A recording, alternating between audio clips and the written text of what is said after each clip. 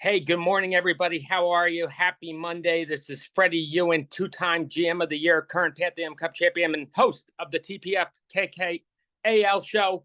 We have a pretty awesome morning for you this morning. We're going to try to do this every single week, but we have none other than the commissioner on the line, Mr. Rich Michelli. We're going to go over the games, who you could have started and sit, a couple injuries, and some waiver wire advice, too. How are you this morning, Rich? Good morning, Freddie. Exciting first weekend. I'm not going to fare too well, but the league is very excited for this. Yeah, it was a good first week. I don't think any of them. There was some drama to unfold. Unfortunately, it wasn't on the fantasy football field. Didn't look like a whole lot of really close matchups for the first week. I'm going to go over these one by one with you, get your take on if anything else should have been done or whatnot. But, the first one I have is Jimmy versus David, Shake and Bake versus the Donkey Dicks. Looks like Shake and Bake's going to win this one pretty easily. Or, I'm sorry, it looks like the Donkey Dicks are going to win this one pretty easily. You got a big game from Tyreek Hill. What do you think? You think Bowser could have done anything different? Let's see. Bowser, starting off with, let's look at his bench. He obviously got a large amount from Zay Jones, which, could he have swapped it out for Kadarius Toney? That would have been the only one I would have considered because Mostert in his flex, I do like that spot. Samuel and DJ Moore, I would have left DJ Moore in for the first week to see how that goes.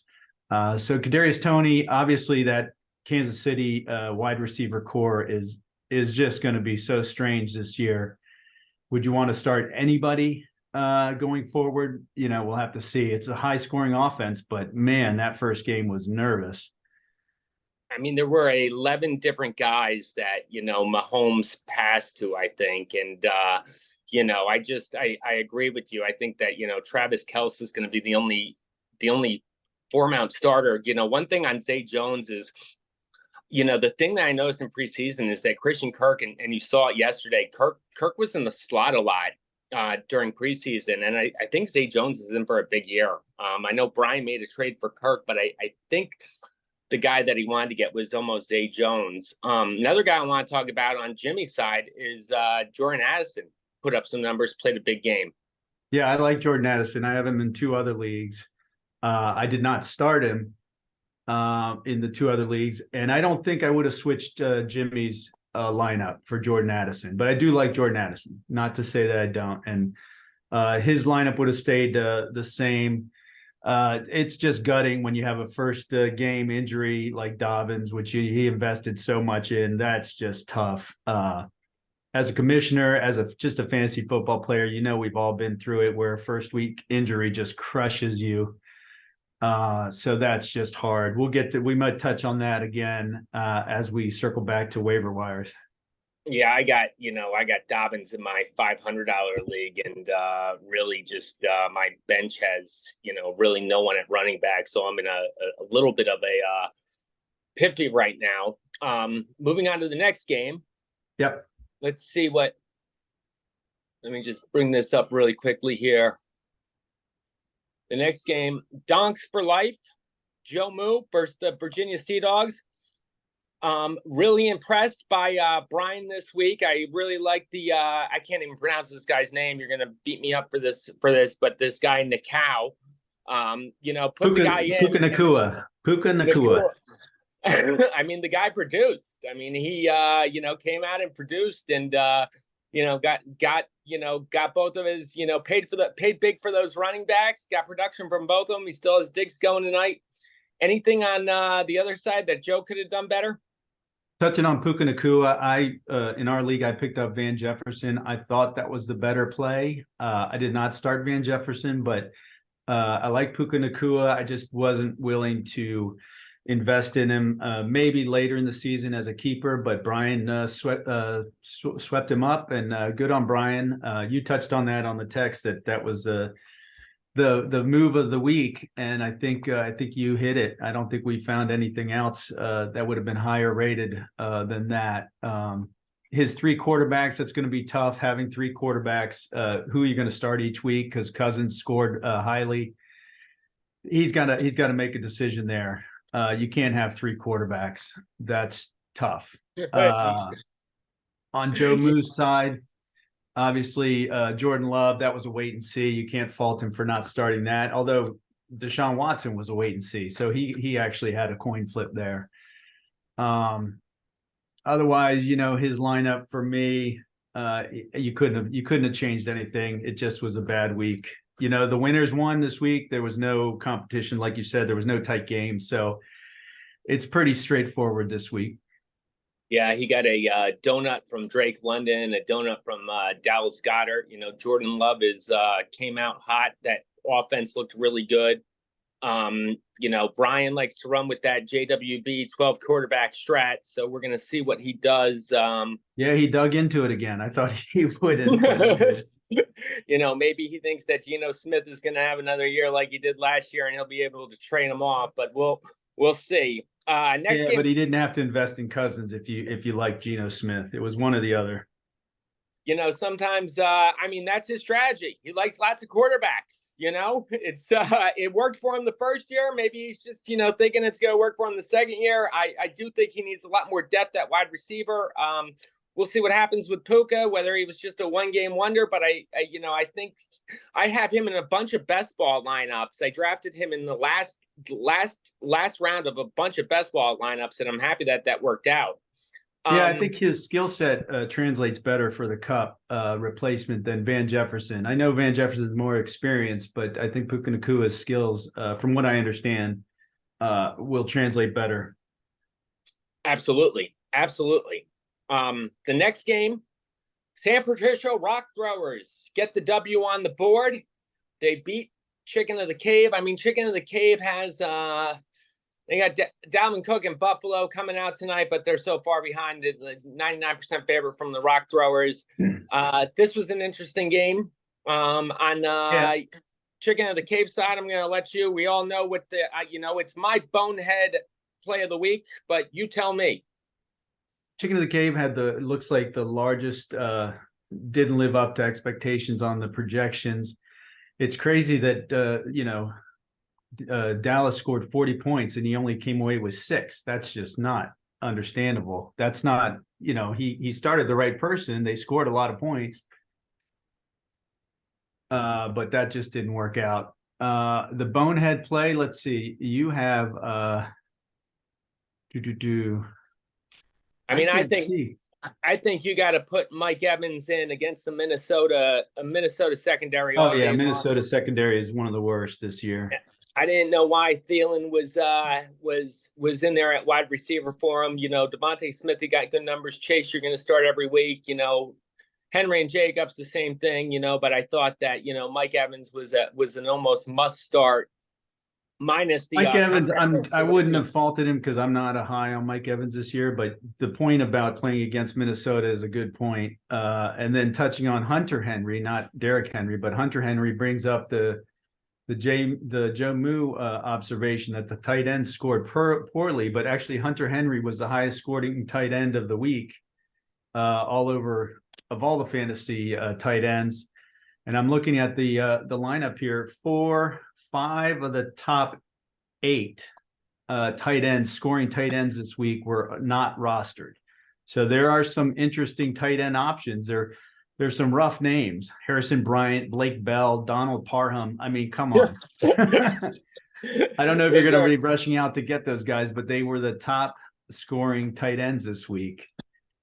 Those are those 1 week flyers. And then, the other end on the other side, I think, Neil, found out a lot about his roster. 2 teams that we both root for. Brian Robinson got the bulk of the carries. So I think Gibson's probably going to head to the bench for him. And then, meanwhile, you look at Gaineswell down in Philly. He was in the backfield most of the time. Besides Swift, I don't think Penny played at all. Boston Scott played a little bit, but I think Gainwell's going to be the bell cow in Philly.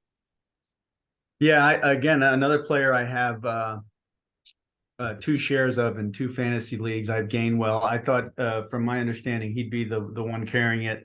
I'm pretty sure Swift only had one carry, and I think Gainwell had 13. So if that holds, Gainwell will be the more likely to score there. And yeah, Gibson, he's rode with Gibson. I think this is his third year on San Patricio Rock Throwers, and he's not going to be the guy unless he's just an injury waiting to happen, and then he might score. But otherwise, you got to bench him.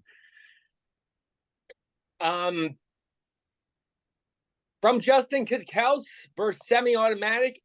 Very impressed with Devinder this week. Yeah, I got to touch on the elephant in the room on that. I mean, the Sam Howell trade was just genius by semi-automatic. My guy Burrow scored very poorly, and so Sam Howell looks like the steal of that trade.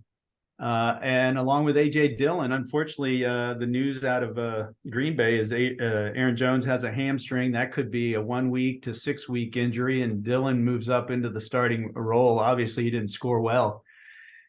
Jones played into the fourth quarter, so Dillon might be a starter for him going forward. On his bench, obviously, Raheed Shaheed scored, but you really weren't gonna start him. I mean, maybe over Lazard. You could have started Shaheen, but that's again a coin flip there. Shaheed's a guy the funny thing is, New Orleans, they only won the game 16-15, but all those wide receivers actually put up some decent numbers. Michael Thomas put, not halfway bad as you would put, Shaheed and Olave all put some numbers up. On the other side, James just has a, killer team. And as far as the Joe Burrow, Sam Howell, first game Burrow was injured. The weather was nasty. It was on the road. I think Burrow's going to be just fine, and I think Chase is going to be fine, and even Higgins for all the Cincinnati owners. Of course. Game. The only one on that with the Sam Howell is he had Derek Carr on the bench. Personally, I would have started Derek Carr and see what happens with Howell, but he rolled with Howell. He made the good call there. A couple points he got extra. That's a nice call. And the other side, this guy is gonna. You just look at this lineup, and it's like Jefferson did what he did. One thing that we learned a lot is that Calvin Ridley's back. I think. Yeah, I was trying to get him. I know you were trying to get him in the offseason, and James stuck with him. The one. He's got Purdy, but I don't think you'll be starting him. I did like Algier, and he's got Algier as basically a backup to Robinson, and that's the way I think he should keep it. I don't think you can start both. The other one is, where was I seeing something on? Oh, he was very high on Harris from Pittsburgh in the video call on Friday, and I don't like it as much. Not that Harris isn't a starter, he's definitely a starter, but I don't like it as much as James did. I'm not, and I'm not that big on Harris, regardless. I think the most interesting thing with James's team is almost like you said, he can't start both those players, but it was very, interesting how Arthur Smith handled the ball shares between Algier and Bijan Robinson. There was I think Algier carried it 15 times, 2 rushing touchdowns. Robinson was, exciting and great. He had that receiving touchdown. So it's like, I don't know if you probably won't start either of those guys, but I think Algier actually has some value to him almost as a, 1A, 1B star, because, Atlanta is going to be running that ball like crazy. And, the other thing for, the guys, the skill players like Pitts and who's the Drake London, those guys didn't do anything. Nothing. His bench is not as solid as maybe some other teams, James, but if his starters perform like this, he doesn't care about his bench. And maybe he does go with Algier if Harris doesn't perform. That'd be interesting. And, we're going to see as the season progresses what Atlanta's really all about, if they're going to run the ball down your throat 100 times. Because number one rushing team last year, so why not? Yep. Let's get to the Red Sharks. The Red Sharks start off against, I'm going to screw this up, and I don't even know. Zach changes his name like I changed socks. Ignatius FT. But Indigenous FT. So Washington football team, Redskins, indigenous Indians is what he's going for there. So it's a play on the Redskins. I like it, Zach. I like it.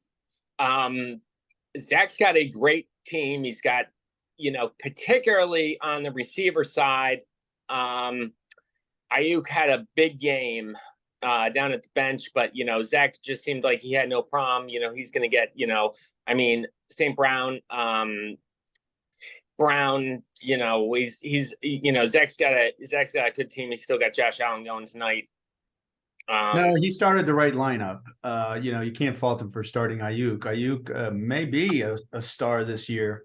He'll have to monitor that. But who would you go with 4 receivers? Obviously, Aaron Jones has the hammy, so he might have to come out of the lineup. Would you replace him with Sanders? I like Sanders this year, but not as a just kind of like a steady player. It won't be a boom or bust, I think, for Sanders. So that might be the replacement there.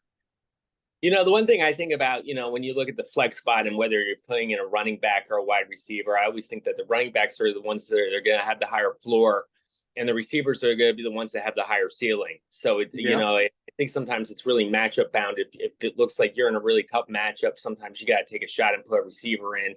If you think you're in a safer matchup, it's also, better to put a halfback in. One big advantage that I try to do sometimes too is wait till the Monday. If there's a game in the Sunday afternoons or Mondays, I try to make sure that I have that guy in my flex spot if he's not an absolute starter. That's just a TOT fantasy tip. How about on your side? That's my tip too. I always tell new players that little tip is just it gives you the flexibility there. So, and then on the other side, this team, I trashed this guy. I trashed this guy. I thought he was going to go in. I thought he was going to throw 4 interceptions. Anthony Richardson was great. They lost the game, but Anthony Richardson played a great game. Of course, don't fault you for putting Burrow ahead of him, but you might have a little bit of a quarterback controversy down the road here. Yeah, wouldn't that be something to have a controversy with Burrow? I mean, how could that work? I would be happy to have that controversy. The only other one, I really like Dobbs. I have Dobbs in all 3 of my fantasy teams this year. So he would have been one, but I don't think I would have swapped out any of my starters for Dobbs going into it. It would have been in my flex. And again, that would have been a hard one to put in there. I did start him in one league. So Dobbs will be one, that my flex position might be switching every week, dependent on how matchup is. Otherwise, my bench is my bench, and that will just go from there. And your guys put up some decent numbers. There wasn't anyone absolutely awful. I mean, you scored 10 points. I always look at it as like a decent game. Waddle had 78 reception yards, 4 receptions. Lamb had 4 receptions, 77 yards. I mean, the one that just killed you in this game was obviously Burrow. Yeah, obviously Burrow, but I don't think it would have got me the win, even if he got 20 points. But I might end up as one of the highest scoring losers of the week, which is a great consolation. I love that. I hate that. What are you going to do? It's better than being like the second high points and losing. That's the worst. And then let's go to the last lineup here. Gronk Donks. Everybody's been excited to see what Gronk Donk's going to do this year. Had to play the defending champs. Yeah, that's a tough one to go up against the champs. Got to beat the champs. Could he have?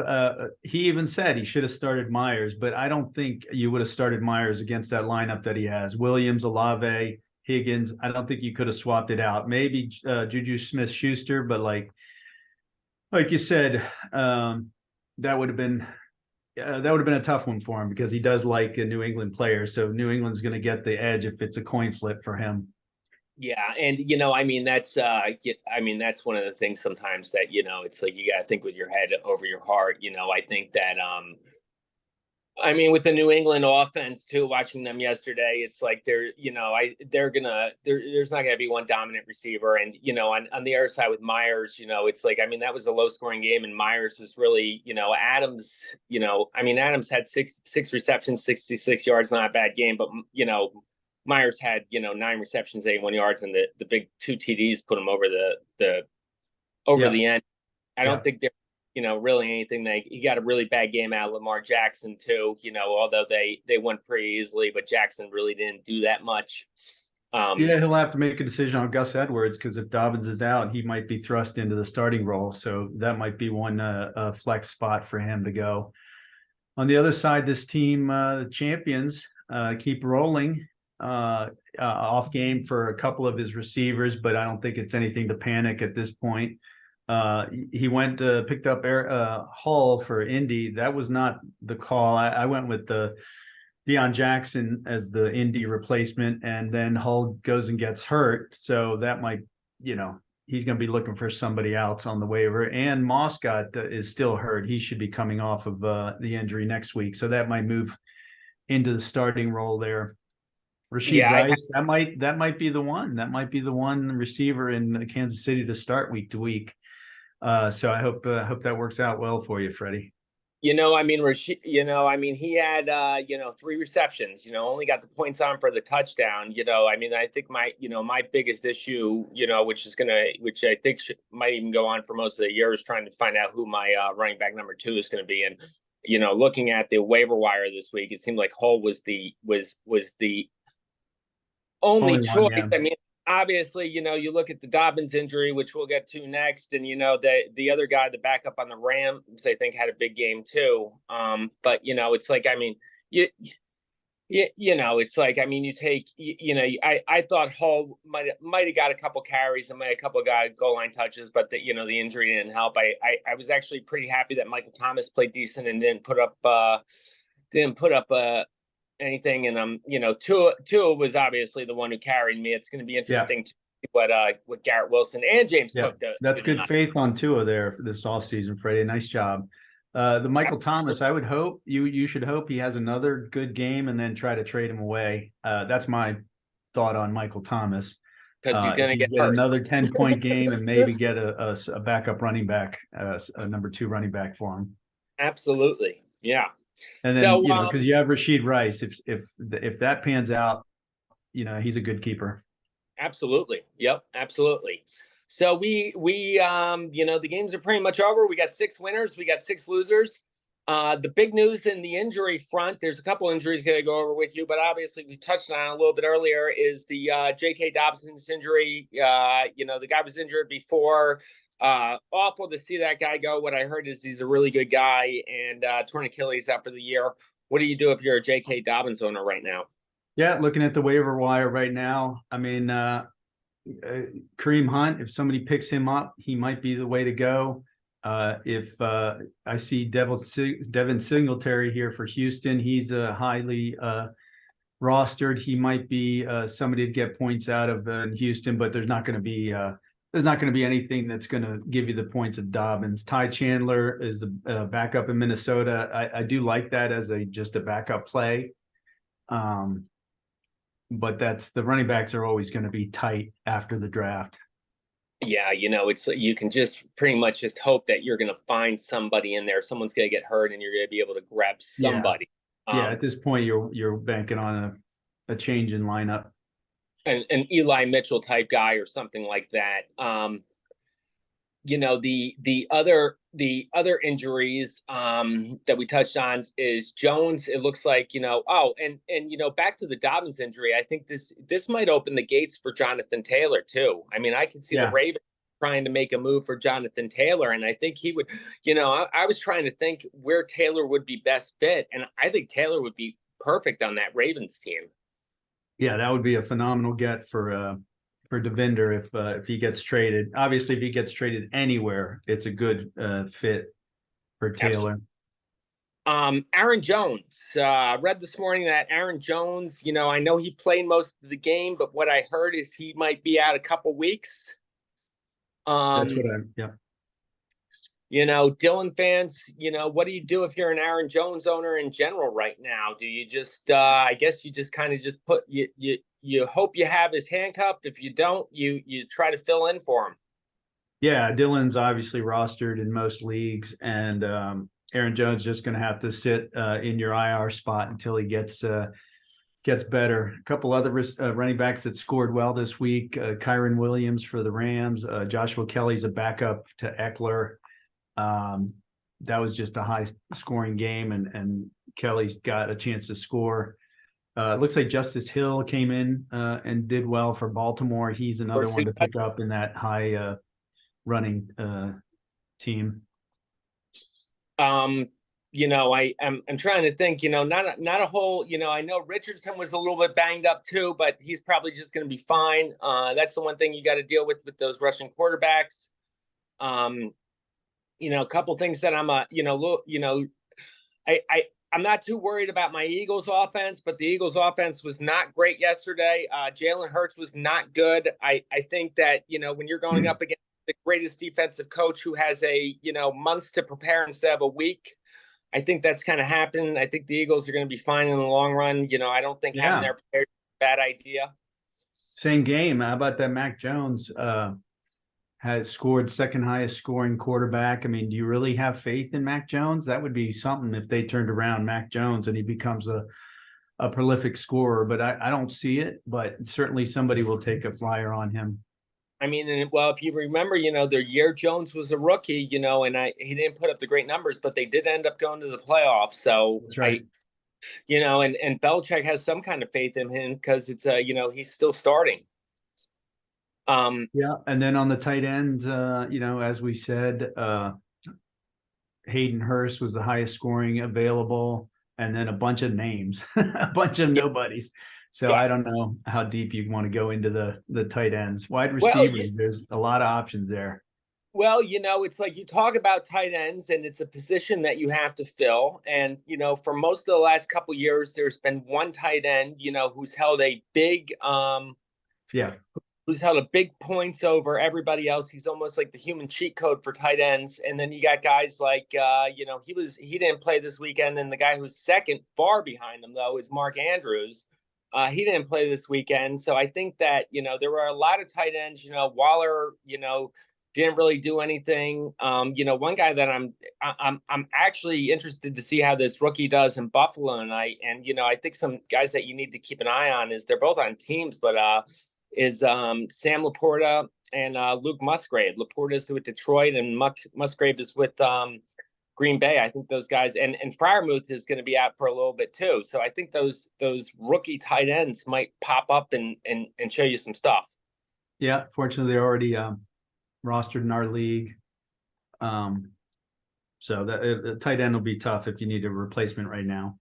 Yeah, only 2 tight ends. Am I correct? Yeah, only 2 tight ends went over 10 points. Yeah, that's not good. Wow, that's interesting. But that's that position, it's always Absolutely. like that. You score 8 points, you're a top 10 tight end. So absolutely. So it's gonna be an interesting week too. We're gonna the waiver wire is gonna be up and flat. I gotta give you props as the commissioner. I keep giving you props because you have a I think this is probably you have the toughest job as any commissioner in fantasy football that I've ever seen before for a $200 fantasy football league. Yeah, it's great. It's just everybody's passionate about it. That's what makes it so great and makes it so fun to be the best fantasy football league in America is just the members that make it passionate. So I can't fault them for being passionate, and let's keep that passion going throughout the season. If it was the opposite, where it was negative and nobody was interested, come on, Freddie, that would be so much worse. Absolutely. And that's what I love about this league is that, we have, most of these guys are, I'm in some leagues that cost more money, but, I definitely find myself paying much more attention. I mean, I have the own TPFFKAL show. So it's like, I figured you'd have a show for every league you're in, Freddie. Come on. Exactly. So this is the league that I'm trying to pay attention to. I'm trying to get the bragging rights. I know I got an uphill battle, but I'm 1-0. You got an uphill battle a little bit this year. You're on 1. You got to rebound a little bit. It's going to be hard beating these big 3 who had all this cap room, but I think it can be done. It can be done. It might be we're all playing for that 4th place spot, but I don't think so. I think we can juggle the lineups and make some waves. Those three are going to be scared of what's coming. Absolutely. And once you get into the playoffs, you know that anything can happen. Yeah, I know. It's so funny to see the playoff lineups at the end of the year, the names that pop up on starting. It's so funny. So it never ends. It's going to be completely, you look at your lineup from week 1 to your last lineup, it's going to be 100% different. And if your lineup is the same, you're probably in the bottom half of the league, probably. Probably. Excellent. Well, it was great having you on, Rich. I hope we could do this every Monday. I expect to, Freddie. Good stuff. Yeah, have a great week. Good luck in the free agency and waiver wire, and let's keep rocking and rolling. Great week 1. Good job. Excellent. Later. Thanks, bud.